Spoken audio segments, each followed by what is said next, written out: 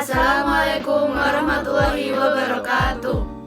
Kami dari kelompok 5 akan menjelaskan dan mempresentasikan proyek kimia yaitu koloid membuat mayones. Sebelumnya perkenalkan kelompok saya yaitu Nama saya Ardika Freni Anissa Dia, nomor absen 3. Jasmine Rafiani Winar, presensi 7. Jadi Matar Kananta Guzali, absen 11.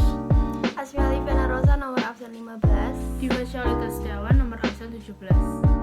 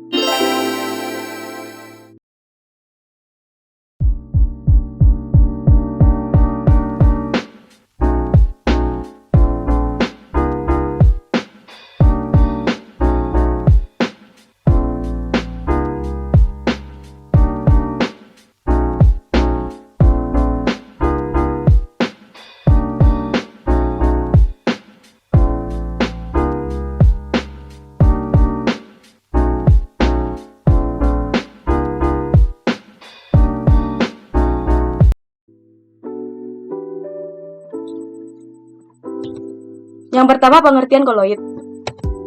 Koloid merupakan jenis campuran heterogen yang terbentuk karena adanya dispersi suatu zat ke dalam zat lain yang dicampurkan. Maka dari itu, dalam koloid itu terdapat fase terdispersi dan medium pendispersi.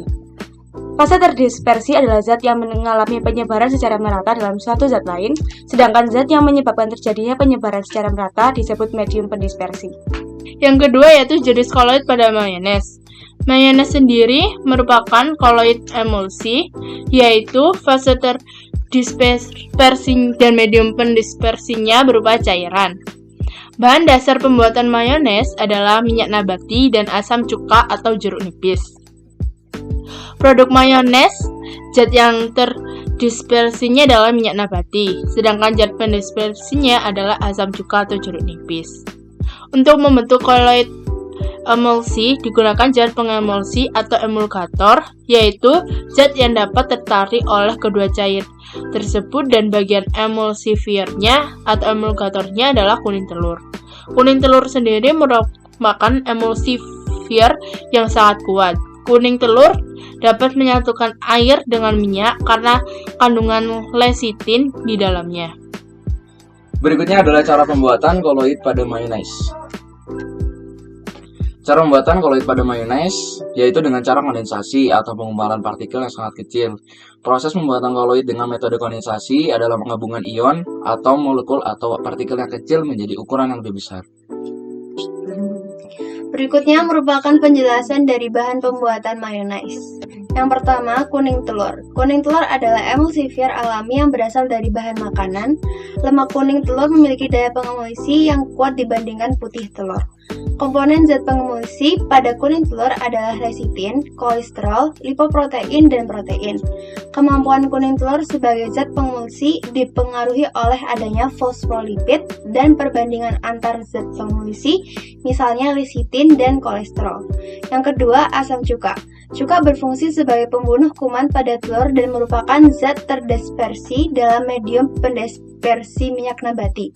Penambahan sumber asam dalam pembuatan mayones berfungsi sebagai pembunuh medium pendispersi, juga mempunyai fungsi menghambat kerusakan mayones oleh mikroorganisme. Yang ketiga merupakan minyak sayur. Minyak adalah salah satu kelompok yang termasuk pada golongan lipid, yaitu senyawa organik yang terdapat di alam serta tidak larut dalam air, tetapi larut dalam pelarut organik nonpolar, misalnya diethyl enter dan kloroform benzena dan hidrokarbon lainnya yang polaritasnya sama.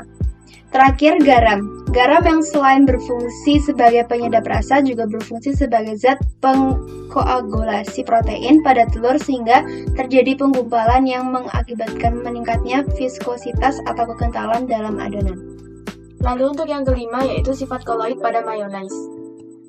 Sifat koloid pada mayonnaise yaitu koloid pelindung. Hal ini karena pada bagian emulsifiernya yaitu kuning telur terdapat kandungan lecitin di dalamnya yang dapat menyatukan air dengan minyak.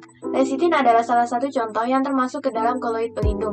Mekanisme lecitin dapat menyatukan minyak atau lemak dan air atau asam cuka pada pembuatan mayonnaise adalah fosfolipid yang merupakan pembentuk lecitin terdiri dari bagian yang polar atau air dan bagian yang non-polar atau minyak atau lemak.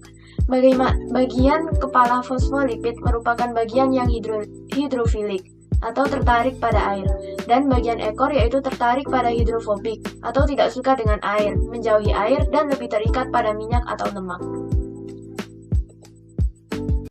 Sekian video dari kelompok kami, kurang lebihnya mohon maaf. Terima kasih.